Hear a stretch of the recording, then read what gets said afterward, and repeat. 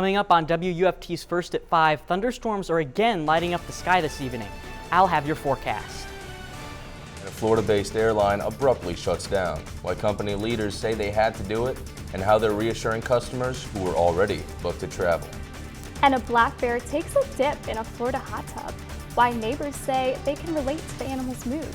First at 5 starts right now. First at 5.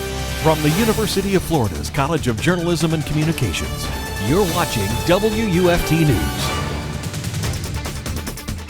We've seen an uptick in rain this week, with almost a quarter inch of rain Tuesday evening around Gainesville. This is WUFT's First at 5. I'm Carlos Corzo. And I'm Sierra Pulver. Today, another round of showers began across north central Florida just after lunchtime. UF forecaster Aiden Wacksman is in the Weather Center tracking heavy rain. He says this heavy rain could stick around for a few more hours. Sierra, showers and thunderstorms are popping up along the I-75 corridor right now. A lot of lightning with these, some very heavy rains, and you may notice that they're not moving. That's because a sea breeze boundary is making these storms stationary, some converging winds kind of making them not move at all. So the commute this evening, if you go back home, it might not be easy if you are traveling along I-75. You can also see some of these storms popping up around Levy County too in Chiefland. Again, lightning and some heavy rain with those. The hour by hour, you can see the rain chances tapering off into the later parts of the evening, but still it should be quite heavy. And we'll have the rest of your weather, and in that weather you'll see some heavy rains coming up. The state of Florida has executed a man convicted of sexually assaulting and killing a woman 31 years ago. Anthony Wainwright was declared dead at 6:22 p.m. Tuesday evening. He was convicted of kidnapping. Anthony Wainwright made choices on April 27th, from walking away from that prison to stealing the Cadillac to the Winn-Dixie parking lot. Every single choice he made led us to this point today for this consequence, and for him it was the ultimate consequence. Ocala Fire Rescue is working to learn what caused a home to go up in flames this morning. The flames sparked up just before 10:30 this morning at a home on Northeast 19th Avenue. When crews arrived, they found flames coming out of the home. Ocala Fire Rescue teamed up with Marion Fire Rescue and quickly brought the flames down in less than half an hour. They say no one was inside at the time of the fire, but severe damage was done to the home. Citrus County hopes to decrease the number of fires with the launch of their new fire safety trailer. Fire crews say they want to prepare neighbors, especially for children, for real-life emergencies in an interactive manner. The trailer has storm simulations and an interactive phone that simulates real 911 emergency calls. The fire rescue's previous trailer was over 30 years old. This one will be used at Citrus County schools and community events. A Florida family is demanding their loved one's return after her mother says she's now at a Texas detention center after being arrested in Sarasota County last month. Police arrested Maria Martinez on May 21st over making an illegal U-turn and driving without a license. She was taken to the Sarasota County Jail and since then has been moved from detention center to detention center from Florida to Texas. One immigration attorney says federal agents are using the separation of kids from families as a tactic to have entire families deported.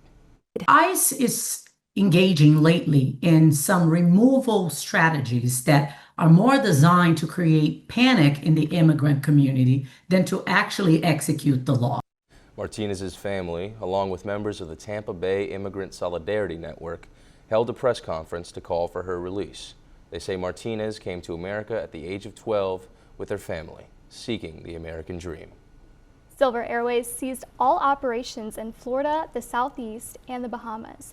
The news comes after the airline filed for bankruptcy in December. The airline says all credit card purchases will be refunded. In a social media post, they say they're closing down in an attempt to restructure in bankruptcy. They say they entered into a deal to sell its assets to another airline holding company who decided not to continue flight operations. And enrollment for Florida Virtual School full-time is now open for the 2025 through 26 school year. This fully online public school is available to Florida students in grades kindergarten through 12. School leaders say their students have performed among the top in the state on standardized assessments across core subjects. Enrollment closes July 8th. Florida wildlife officials had to trap and relocate a bear that took a dip in someone's hot tub and napped on their back porch. And the animal's antics were captured on camera in Southwest Florida. Melanie Hernandez Lopez spoke with neighbors to see who the bear clearly meant no harm. Residents in the multi-million-dollar Punta Gorda Isles community woke up Sunday to find an uninvited guest with fur, claws, and a taste for luxury. He's enjoying the suburban life. You guys ever seen a bear in this neighborhood? No, never. No. And I've been here about 18 years. Landscapers spotted the bear running through a backyard on Jamaica Way, calling 911. Officers knocked on the homeowner's door to warn him that a bear was in his yard. At first, he thought that they were joking, and then he saw this, a bear taking a bath in his hot tub. He just took off the pillows of the couch and was getting ready to take a nap. That nap lasted nearly 6 hours right under his lanai. I wish I had that life. He had fun. He's a big teddy bear. The FWC says they tried using what they call hazing techniques to encourage the bear to leave gently. But now he's made his way to another street, Hibiscus Court. Enjoy it because it's something you don't see every day, especially in your neighborhood. So just, be nice, don't run like crazy, and enjoy that you get to see a black bear. FWC officers are trying to relocate the bear, taking it back to its natural habitat. He's not looking for any trouble, that's for sure. That was Melanie Hernandez reporting. Florida wildlife officials say the bear was relocated Monday night. And coming up next, when First at 5 returns, remembering an iconic voice, how the music industry is paying tribute to the Beach Boys leader after his death. And a curfew in place for the streets of LA. Why city and state leaders say they don't need the federal government's help, despite the move. We're back after the break. You're watching WUFT-TV News. One of the co-founders and members of the Beach Boys, Brian Wilson, has died. Wilson's family announced his passing on the music icon's official website Wednesday. A cause of death was not released. In 1861, Wilson and his cousin Mike Love wrote the song Surfin'. The pair later recorded the song with the Wilson brothers along with Al Jardine. The group later became known as the Beach Boys. Wilson was known as the creative force behind the iconic band's surf sound. He was 82 years old. More tension and troubles in Los Angeles. The ICE raids are expanding as the White House sends in additional National Guard troops and the Marines. As Jay Gray reports, this is all while city leaders and California's governor push back on that show of force. Crews clearing the scars from nearly a week of fear, anger, and at times fighting and destruction in downtown Los Angeles, pushing the mayor to institute an overnight curfew, eliminating the violence despite resistance from protesters, leading to more than 100 arrests. The majority of the arrests were for unlawful assembly, are violating the curfew. There was no looting, there was no vandalism last night, so I do think that has helped. What is not helping, according to the mayor and California Governor Gavin Newsom, is President Trump's order to deploy National Guard soldiers and the Marines to L.A. This brazen abuse of power by a sitting president inflamed a combustible situation, putting our people, our officers, and even our National Guard at risk. That's when the downward spiral began. The president standing by his decision. Very simply, we will liberate Los Angeles and make it free, clean, and safe again. It's happening very quickly. 700 Marines and more than 1,000 additional Guard troops moving in. Our mission is to protect federal agencies, our federal partners, their personnel as they conduct their federal mission. As that effort now expands, ICE agents chasing down farm laborers harvesting crops in Ventura County. Jay Gray, NBC News, Los Angeles. It would appear that President Trump has confirmed what trade negotiators from China and the United States announced last night. Both sides have agreed to a deal rolling back many of the sanctions the countries put on each other in an escalating trade war over the past few months. The deal comes after 2 days of negotiations in London, China and the U.S. essentially agreeing to return to the framework of a deal reached in Switzerland in May. That deal fell apart when China restricted shipments of magnets and rare earth minerals needed by U.S. manufacturers. The president said that issue has been resolved and the shipments will restart. China has agreed to open their markets to the United States separately of this deal, and when it comes to this deal, we're going back to the terms that were agreed upon in Geneva for the release of some of those critical minerals and the magnets from China to the United States, and we have agreed to fully comply with the Geneva Agreement as well. The president says the trade deal is subject to final approval with him and President Xi. Coming up, sea breeze thunderstorms are popping up across north central Florida. I'll time out your evening next.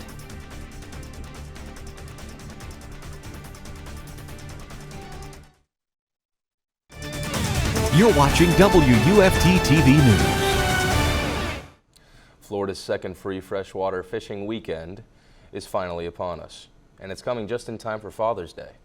FWC says be sure to check the freshwater rules and regulations before going. All of the rules, like bag and size limits, still apply. To find the closest pier or boat ramp near you, you can head to visit myfwc.com/fishing access. You know, I actually miss fishing. I feel like I haven't been in forever. I mean, I think the three of us and the rest of the crew here at WUFT should go fishing this weekend. What do you say, Sierra?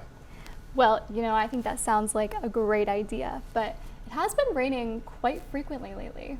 Yeah, it has, and those afternoon rains won't be going away anytime soon. So if you do plan on going fishing, the morning hours are definitely the best. Here's your Thursday fishing forecast. If you plan on going out, humid morning, a little bit more cloudy in the afternoon, still staying nice, but those early afternoon and early morning hours especially are much better because that's around the 3 o'clock hours when you start to see those rain chances really increase. So if you are going fishing, make sure to get out in the morning. Right now, storms are actually very intense right now on the I-75 corridor. They've intensified over the past hour or so. That's because of this sea breeze that's coming from the Gulf and then one that's coming from the Atlantic, and those are forcing these storms to kind of remain stationary. So if you do plan on going home tonight along I-75, that commute might be a little bit slower. Some heavier rains too along High Springs, parts of Alachua County. Some rains on the way for Gainesville right now too. Some lightning with those storms, the dark reds, purples indicating some really heavy rains. And that goes for all of north central Florida experiencing that right now. I-75 even down into the villages,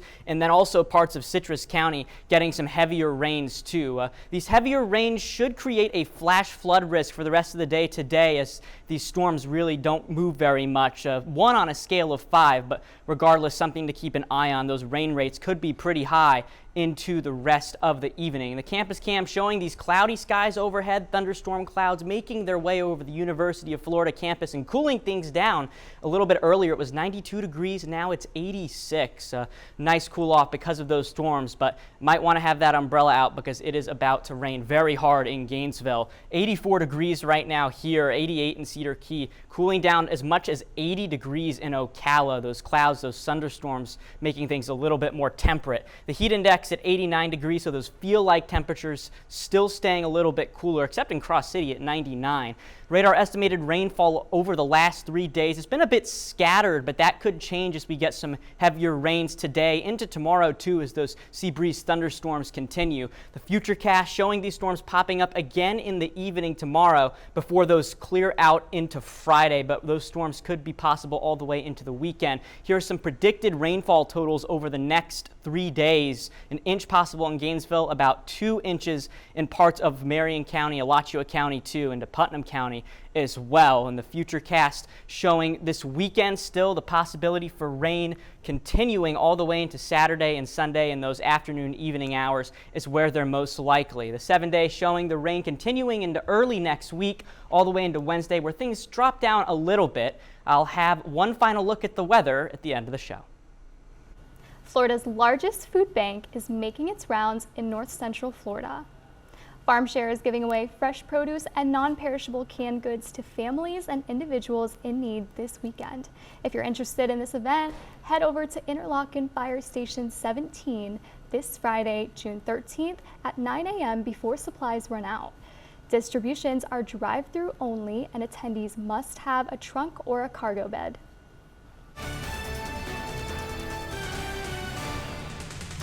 Television time windows for nearly all the Florida football games have been announced.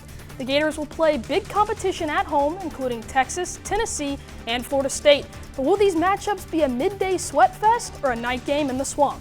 Find out after the break. You're watching WUFT-TV News. Welcome to sports. I'm Hannah Mack. We are now 80 days away from the start of the Gators football season. Wednesday, the time windows were released for all but one of Florida's games. 4 games are now set in stone and one has a guaranteed time slot. The home opener will be a night game at 7 against Long Island University. Then the Swamp will host South Florida at 4:15. Florida will battle LSU at 7:30 in Death Valley and take on the Bulldogs a few weeks later at 3:30. Finally, homecoming matchup against Mississippi State will take place between 3:30 and 4:30. The rest of the matchups don't have a set time but are in a flex window. Florida's games against Texas, Texas A&M, Kentucky, Ole Miss, Tennessee, and Florida State will all kick off between 3:30 and 4:30 or between 6 and 8. 27 NCAA titles and 130 SEC titles. That is what former athletic director Jeremy Foley accomplished in his time at Florida. Earlier this week, Foley added one more feat to the resume, the Homer Rice Award. This award honors retired FBS athletics directors who served for at least 10 years and made a lasting impact to collegiate sports. The honorary letter winner added soccer, softball, and lacrosse to Florida athletics under his tenure and is humbled to receive the award. And you'll find the Florida track and field team ready to compete in the NCAA championship meet in Eugene, Oregon. The Orange and Blue are entered 19 times with 8 men's and 11 women's events. The men's first day of competition starts later tonight with the relay team kicking things off. Then the Gators will jump into hurdles, javelin, long jump, and end the day with more running. The final Gator event of the evening takes place at 10:36 p.m. with another men's relay. Finally, the Tampa Bay Rays square off in a rubber match tonight on the road against the Boston Red Sox. Tampa will look to win their 3rd straight series. That's it for sports, but we've got more from weather after the break. A line of showers and thunderstorms is making its way through Gainesville right now and along the entire I-75 corridor into Marion County. Lots of lightning with these storms, lots of rain. Might be a good idea to wait to go home for just a bit before those go past, and those storms should continue throughout the rest of the evening, maybe into the 10 o'clock hour. 7 days showing those storms all the way into Tuesday, temperatures staying very hot. Thank you for joining us, and thank you for that, Aiden. Just remember, we'll be back here tomorrow for another edition of First at 5. But your North Central Florida news is always on at WUFT.org and on all of our social media platforms. Have a great night.